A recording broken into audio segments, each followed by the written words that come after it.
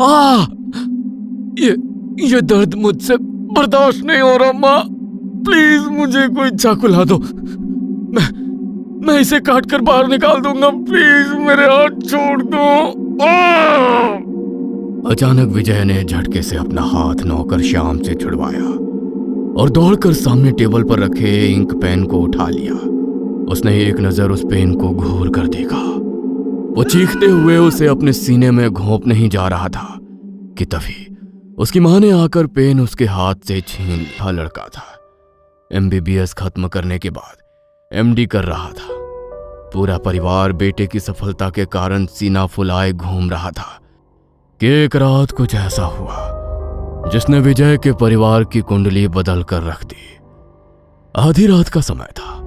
खाना खाने के बाद विजय अपने कमरे में AC चलाकर चैन से सो रहा था कि सीने में हो रहे दर्द से अचानक उसकी नींद टूट जाती है। उसके सीने में भयंकर चुभन हो रही थी। देखते ही देखते दर्द हद से बढ़ने लगा और 20 डिग्री पर चलते AC के बाद भी विजय पसीने से लथपथ होकर बिस्तर पर लेट कर कराहने लगा। ये कैसा दर्द है जो सीने से कंधों की ओर जा रहा है? ऐसा लगता है कोई रेंगने वाला कीड़ा नसों के भीतर रेंग रहा है। दर्द विजय की बर्दाश्त से बाहर होता जा रहा था। लाख कोशिश के बाद भी अब विजय की चीखें उसके कमरे से बाहर तक सुनाई दे रही थी। बेटा क्या हो रहा है? कुछ तो बताना। तू किसी अच्छे डॉक्टर का पता बोल, हम अभी बुलवाते हैं। अचानक क्या हो गया मेरे बच्चे को? कोई डॉक्टर कुछ नहीं कर पाएगा। ये कोई सामान्य दर्द नहीं है।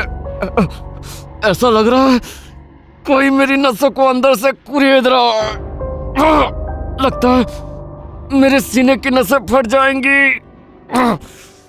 विजय के मुंह से खून आने लगा था और दर्द से बेचैन होकर अब उसने अपने शर्ट भी उतार कर फेंक दी थी। ये क्या है जी? देख रहे हैं इसके खाल के नीचे कुछ रेंगता नजर आ रहा है। ये क्या बला है? ठीक कहती हो, यह तो किसी कीड़े जैसा लग रहा है। बेटे की हालत देखकर विजय के पिता ने कुछ ही देर में उसके जानने वाले काबिल डॉक्टर की टीम वहां जमा कर ली थी। लेकिन डॉक्टर ये देखकर हैरान रह गए कि विजय की सारी जांच एकदम क्लियर है। जो विजय महसूस कर रहा था वो कोई शारीरिक बीमारी नजर नहीं आ रही थी।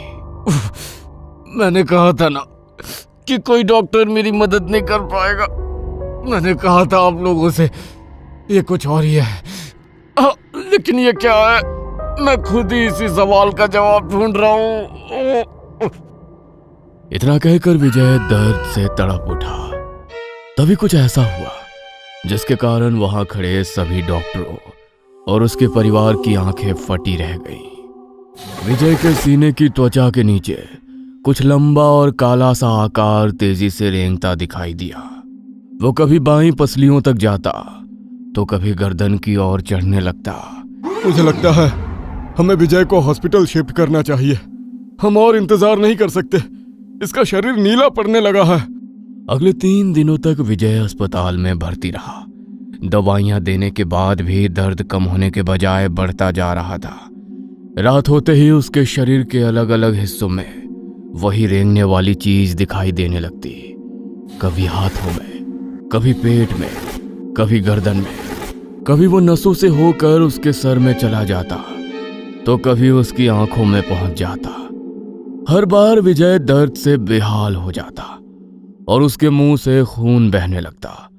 आंखें लाल हो जाती और शरीर नीला पड़ने लगता। कोई दवा, कोई इलाज मानो उस पर काम नहीं कर रहा था। सोमेश, सुनना, मेरे कान में कुछ रेंग रहा है मेरे भाई।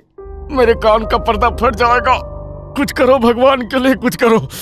मुझे बेहोशी का इंजेक्शन दे दो। मैं ये दर्द बर्दाश्त नहीं कर सकता। सर, आई थिंक विजय ठीक कह रहा है। हमने अपनी हर कोशिश करके देख लिया है। जो रेंगने वाली चीज हमें खुली आंखों से दिखाई दे रही है, किसी भी अल्ट्रासाउंड, एक्सरे, ब्लड रिपोर्ट में पकड़ में क्यों नहीं आ रही? अगर हम उसका दर्द कम नहीं कर सकते तो कम से कम उसे नींद का इंजेक्शन ही लगा दीजिए। ठीक है, लगा दो इंजेक्शन। विजय की फैमिली को बुलाओ, मुझे उनसे बात करनी है। कुछ पता चला विजय कब तक ठीक